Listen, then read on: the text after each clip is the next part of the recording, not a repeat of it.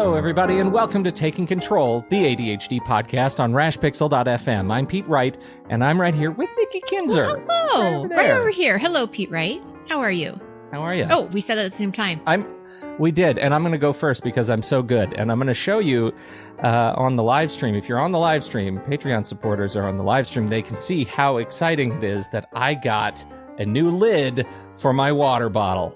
I have one of these giant tankards. Look at how huge this is. Look, it's like Jaws. Did you lose your lid? It's Why huge. do you need a new But lid? no, this is like an tankard is so add-on troublesome. lid. Yes, because it used to be just a cap. You'd unscrew the thing and you'd drink it like a thermos. But you can't drive around with that because you're constantly pouring water on your face. So I got a sippy lid like a child. You have an adult like a sippy toddler cup. sippy cup, and it has made my life appreciably better. Good for you. And I love it so much. Yeah. So that's how good I am. How are I'm you? doing great. Yes, it's the last day of You don't have a school new sippy for cup. my kiddos today. I'm When so we're jealous. recording We have this another week. next week, when people are listening to it, it, next week. Yeah, they're going to already be in summer. Then we're in alignment. Yeah. Yes. Good. So yeah, I'm doing good. Oh, that's so good. Yeah, it totally changes the dynamic. And we're in that very much that, well, in this case, it's sort of that senioritis vibe. Everybody's done. Everybody's very done. They're ready to be done and be out of it. And it makes evenings tough when there's still homework and final studying. And you still have to get up early and, in the morning. Oh, I don't know. I don't care for I it. don't either. I'm glad it's done. I don't care for it. But I am glad that we will, by this time next week, we'll be able to catalog our own successes. And that's what we're starting. This is sort of part one of two. As we wrap up our spring season here at the ADHD podcast, we're going to be talking about how do you catalog your own success? How do you define your own success? That's what we're going to jump into here. But before we do that, a couple of announcements. First of all, head over to takecontroladhd.com, listen to the show right there, or subscribe to the mailing list right on the website, and we'll send you an email each time a new episode goes live. You can connect with us on Twitter or Facebook at Take Control ADHD and call us. No, you can't. We got rid of that phone No, number. we still have it. You can connect with us. We do? You haven't gotten rid of it? No, because I paid for it before we decided to get rid of it, and it's a year thing. All we right. still have the phone number. Well, call. If you want to, you can call us, 503-664-4ADD. Yeah, there Go you ahead. go. I triple dog dare you. In fact, this is a great week to do that because we're still collecting your success stories for our show next week. And you know what? Since we have this phone number that no one really ever used, this is your chance to make that news that number shine. Yes, and I got to tell you, though, what's really funny about that phone number is right before I got on the call with you today, I noticed there was a message. And so I checked the message. Guess what?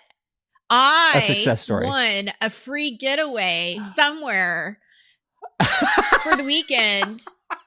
It's your own success story. Yes. I don't know how I got that, but they're giving it to me. For free. That's better because all of my voicemail that come in now are you are under arrest. Agents are watching your house. Oh, so terrible. Ridiculous. Oh, they're just the worst. Hey, a quick plug. Check out Nomo Robo. I put that service on my iPhone and it's just fantastic. Actually, with the caller ID shows up a red dot and says Nomo Robo, like verified spammer. So you just don't even answer the phone. Put that in the show notes. Yeah. You got it. All right. Anyway, back to the game here that we're already playing. You can leave us your success story, 503-664-4ADD. Don't forget, we are cruising toward 100, our first major milestone. I'm going to call it 100 because I love round numbers.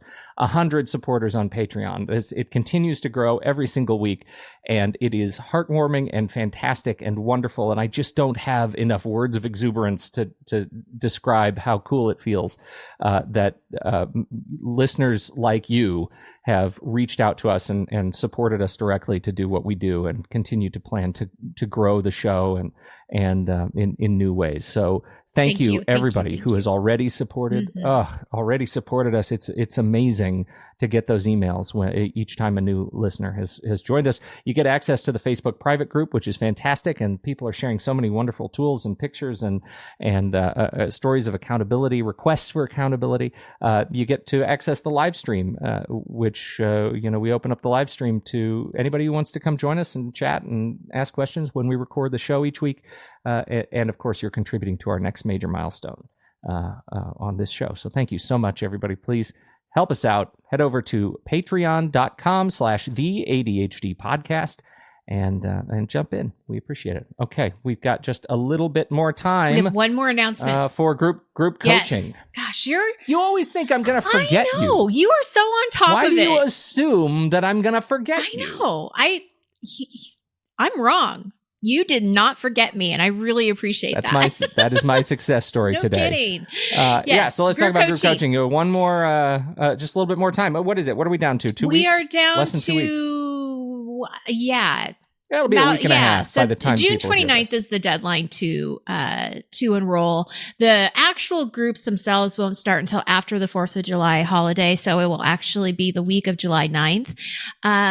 I am so happy with the turnout, and I want more people to come. We still have probably half of the openings still left. I opened up a new session, a new evening session, just for another option for times. So please check it out. Go to the website, go to the show notes, check out group coaching. If you have any questions, you can, ask me directly, just send me an email or whatever. But I'd love to have you. And these are great groups. I love my groups, and I love the people in them, and I love the connection and the everything that we are doing in these things. So come join us. How cool it is to have such a turnout that we've got to expand the groups. That's I don't think I ever have expanded the group. So I think amazing. I am thrilled.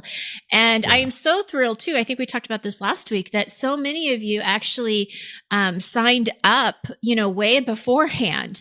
And that's awesome. I don't know if you guys know this, but you have ADHD. You do. That's out of character for you people. That's a huge success. And I am expecting, and I am fully embracing that, the day before and the day of the deadline, I'm going to be getting emails, and that's totally cool. There'll be more emails. In fact, that's I'm so cool about it that you could probably even text me or, email me after the deadline, and I would still be okay with it. That's how cool Nikki this whole is. thing is. Yeah.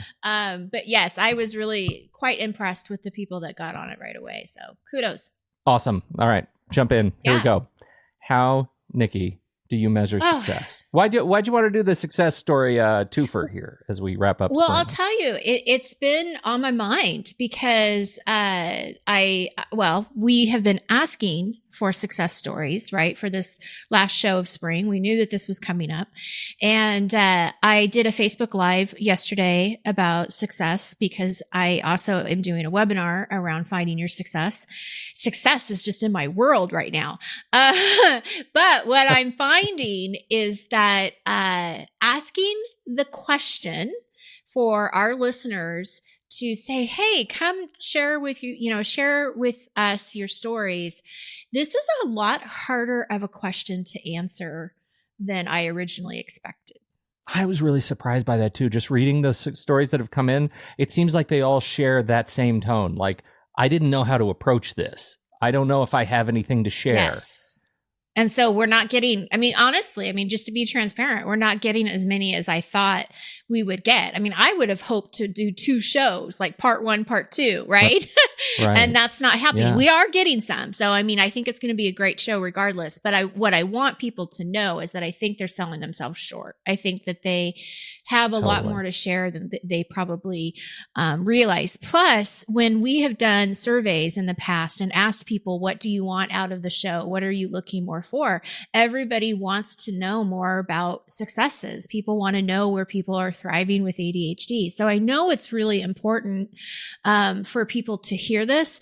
And one of the things that came that came from a Facebook post was that even she acknowledged that many people with ADHD just do not acknowledge when they have accomplished something, even if it's like really amazing. And when I read that, I was like, that is so true, which makes me believe, why this show and the next week's show and the webinar that I'm doing is so important, is for people to kind of wake up to and pay attention to these things, because they're all over you. They're all around you. Yeah. Over you and around you. Yeah. And on top of you and below you and and everywhere. Through. Yeah. We're just not seeing them. And I got to tell you something. So my son, the other day was telling me about something that he achieved academically. And he had some great praise from an essay that he wrote. And he was telling us this. And instead of just like kind of keep telling us and, being proud of himself, he said, well, I don't want to brag. And I thought, well, what makes you think you're bragging?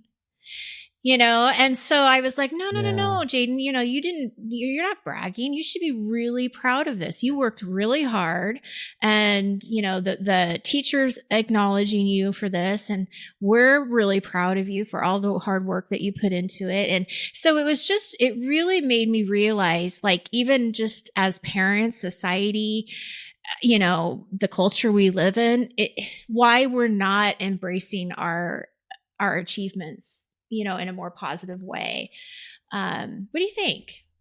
That's really interesting, and I almost feel like we should do an episode like we did the reason and excuse episode, the pride and braggadocio episode, because there's a difference. There's a difference in doing it, and I think we're cultured. Our culture is one where pride is is a sin in a lot of cultural contexts. It's one of the 7 deadly sins, right? And so it's hard to be prideful and do so in a way that's authentic and pure of heart, right, when you're taught that when you are bragging, prideful, it is a brag, right? Or it's a sin, or it's a terrible thing that you can't put yourself up above others, right. And so I think it's interesting to look at it that way. And I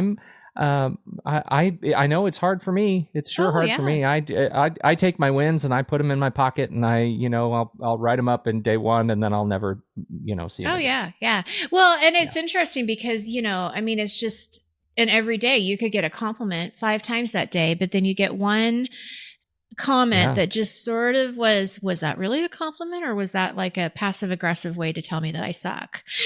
Right? Yeah. And so then that's what you're thinking about. That's what you're ruminating about, is that one comment. And we do that as humans. And so that's where this inspiration came from this show, next week's show. And I hope to send this message, continuously, because I just think it's really important.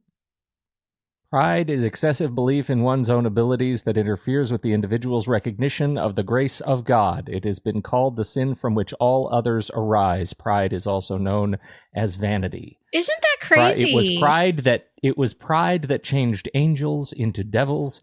It is humility that makes men as angels. St. Augustine. How do you combat that? That's like word of God stuff. Wow. I'm speechless. That's the root. I don't know. I disagree. And that's weird. It's hard. That's hard to say that. Yeah. But it's so. There, I get it. There's a line. You can go over the line. And when you're a jerk. Yeah. But it's different about being thrilled with something that you've accomplished. Well, and I'm going to tell you about the definition of success, because I don't agree with the definition of success either. Oh, well, let's pivot right into that then. There's so much I disagree about in this world. Oh, look at you. No, I'm kidding. That's not true. I love a lot of things, but these 2 things, that just doesn't rub the right way. But the definition of success didn't really do it for me either, because this is what it says. I got to read my notes. Okay, here we go. I didn't memorize it. The definition of success, according to what I wrote, is the stupid dictionary, which goes back to that we didn't like the definitions. Stupid dictionary last week. What was it? Not of focus, but reasons and excuses. Yeah. All right. So this is what it is: the accomplishment of aim or purpose, the attainment of popularity or profit, or a person or thing that achieves desired aims or attains prosperity. And I'll tell you why I don't like it in a minute. But what do you think of this definition? Well, I don't like that success is so in 2 of the 3 of these, success is tied to rewards and kind of money. Yeah. That's what I mean. Yeah. Like the attainment of popularity or profit, the person that achieves desired aims or attains prosperity. I don't like that. I feel like you just stop at achieves desired aims. Right. I really like the first one, the accomplishment of aim or purpose. You set out to do something and you do it. Let's make that a success. Right. The others, I feel like that definition is so tied rooted in a capitalistic sort of, foundation Yes. that I think it strikes at the kind of beating heart of our ability to appreciate the work that we've done. Well, and that's it. What do you Appreciate the work that we've done to get to that accomplishment. Right. So I think that one of the things that I don't like about this is it's too restrictive. I think it only looks at one piece of it, and that's the outcome. They're not really looking at what it takes to get to that outcome. And so when I'm looking at it and I think, okay, accomplish, aim, or purpose, well, I feel, this is just my opinion. I feel you can still be successful even if you didn't get what you wanted, even if you didn't get what you aimed for. Because, in reality, life is not fair and we don't always get what we want. That's what I tell my kids all the time. Right. But that I don't believe makes us unsuccessful along the way. And I think this takes out the journey, the lessons that we learn along the way when we are trying for a new goal or trying for something that, seems out of reach. It's like, what happens regardless of the outcome. So I think it's just a very restrictive definition. I think part of it is right, like you said in that first one. I totally disagree with the popularity and the money, because you hear this. It's like you can have all the money in the world and be extremely unhappy and feel unsuccessful. You can be the most popular person in the world and be a beep. I won't say it. Wow. You feel so strongly about it. You had to self-censor. I had to censor myself. Nikki. But you know where I'm going.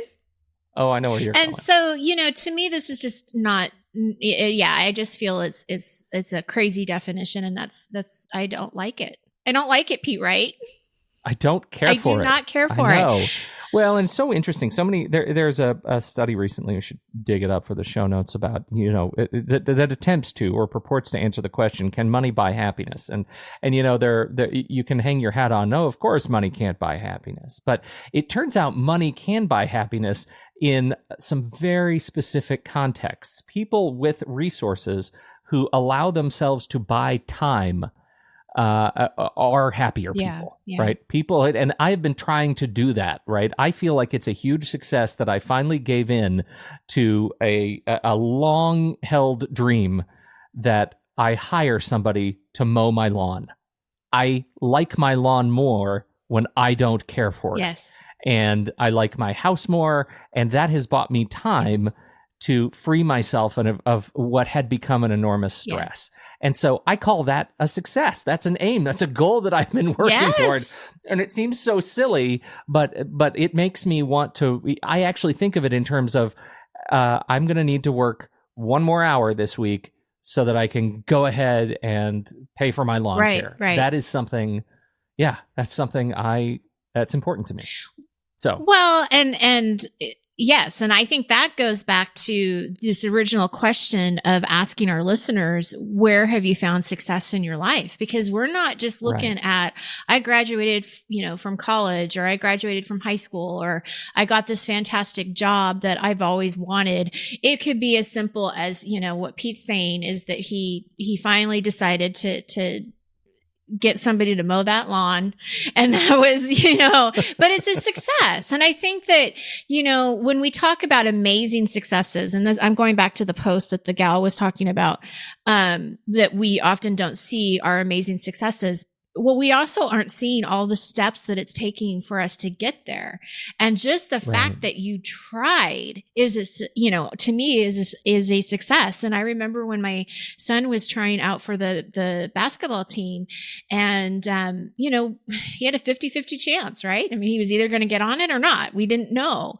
And the encouragement was, just go out, try your best, do what you can, and whatever happens, happens. And he didn't get on it. And that was okay. I mean, he was disappointed, and he found another rec team that he could play on. And, but I don't think it's fair to say that he didn't succeed just because he didn't actually make the team. He went through it. He tried, he gave it his best effort. And, there's all kinds of things that we can appreciate that I think that. Well, part of the problem is that the word success is too often paired with failure, Yes. right? That it is a binary. It's a binary language, right? It's the language of either or, this or that. If you did not get on that team at that time, then you're a failure at basketball. That's the implication of that sort of language. And in this case, if the goal was, hey, I want to play basketball in an organized fashion on an organized team, then just not making it onto that team doesn't have to be the ultimate failure. Mm-hmm. Getting on any team, playing on any team, getting your, improving your skills is a success. Mm-hmm. And so it takes a leap of intellectual will mm-hmm. to stop and say, you know what, I'm going to redefine this word for myself. Mm-hmm. I'm going to be a different person as a result of reframing how I think of success. And that's important. It is so important. And I'm so glad you bring that up, because it really brings me up to my next point. And that's the limiting belief that you have maybe around what you think success is. And that's exactly what you're saying. It's, if what you think it is doesn't match what you really want it to be, or how you how you end up redefining it at some point, there's a disconnect there. So I've had conversations in the past before where people didn't feel successful because it wasn't what they thought their parents thought would be successful, or what other people thought would be successful. And so, going into, okay, a little deeper conversation of what makes their opinion so important that you feel unsuccessful, and how do we redefine this so that it's yours, it becomes your definition and your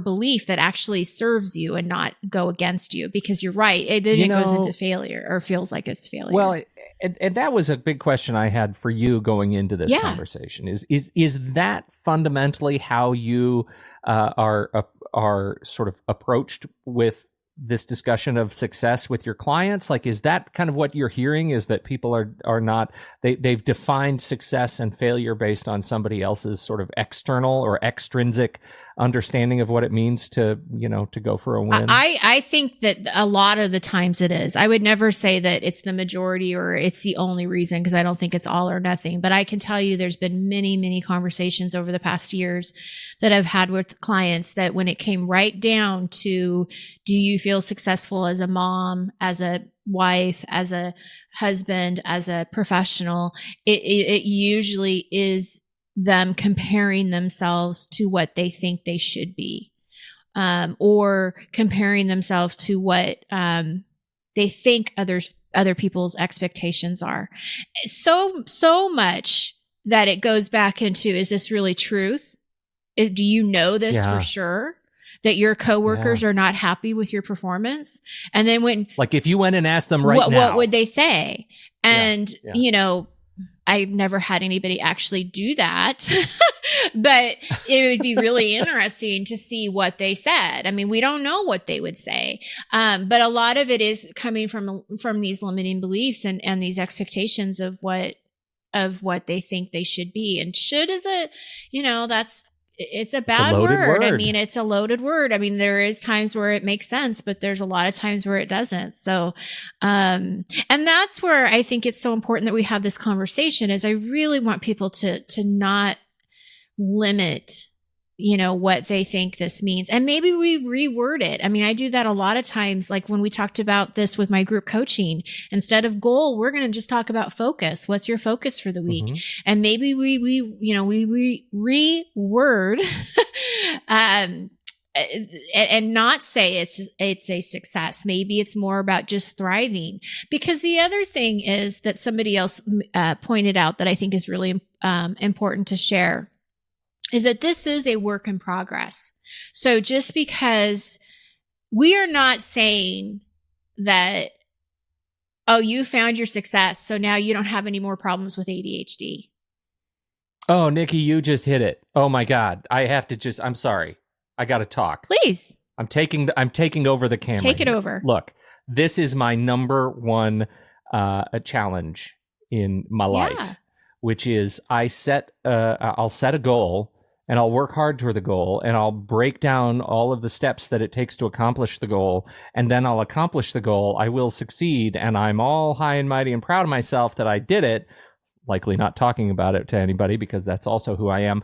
But then I stopped doing it altogether because I won. I'm done with that thing. I don't have it. And so that makes it so enormously difficult to create any lasting behavior change that is more than just a sprint, because I spent a lot of time focusing on how to manage sprints in my life and, how to manage in the day-to-day work that I'm doing, how to use it to get things done. That was a major accommodation to help me live with and in partnership with my ADHD. And now I've landed on it, but it also makes it really hard to change my behavior for the rest of my life. I'm thinking specifically about, physical fitness. And, I have these 3 great apps, right? The 6 weeks to do X numbers of exercises. I couldn't do a pull-up to save my life, but I wanted to do 20 in a row, and I did it. And I could take my big, heavy bones, and I could pull myself up and down 20 times in a row. And once I accomplished that, I thought, oh, well, I guess at least I know I can do it. And I never did a pull-up again. Right. And now I can't do pull-ups again. I should still be able to do pull-ups. Yeah. But I never should you? I don't behavior. know. I mean, that, Well, just in the context of staying healthy and strong, that's an area where should, I think, really applies. I should be able to continue to be strong for thrivance purposes. Like in order for me to be able to thrive, I need to be healthy and strong and keep my muscles working. And I just stopped doing it because I thought, well, at least I know I can. And now I'm done. That is a real challenge for me when all of my accommodations have been just get through the next moment, just accomplish the next thing on the list. But I think that's really telling what you just said, being in the moment and accomplishing what is next on the list. I think that, what you're explaining isn't just an ADHD thing, especially when it comes to exercise, right? I mean, gosh, I'm a living example of that. Right. And it's complicated. And I'm still trying to figure out why we can get into these habits and be so good for so long. And then, they just drift. I don't know the answer to that. Yeah. What I can say is that when I was going back to the point of just because you have achieved the 20 pull-ups, it doesn't mean that your ADHD goes away. It doesn't mean that can't still be something that you continue to do. But then now we got to figure out a different way to maintain it. Now we got to figure out a different way to keep it in our lives and to keep it important. And I'm trying to figure that out. Like, how can I reframe how I think of exercise so that I can still get the movement in without feeling the dread of having to do it 30 minutes every morning? So I think it's a constant work in progress. And that's really, where I want us to celebrate the wins along the way. And just the fact that you did it before is a win because you can do it again. And maybe you don't do 20, maybe then, because you're getting older there, my friend. Hey, I'm kidding. I have to throw a little humor in here. But whatever it is, is that you're doing what you can. And what in my own personal journey, what I have found is that I just can't give up on myself. Like, I have to know I know it's important. I know that the fitness and the health and all of that is really important. And I just can't give up paying attention to it.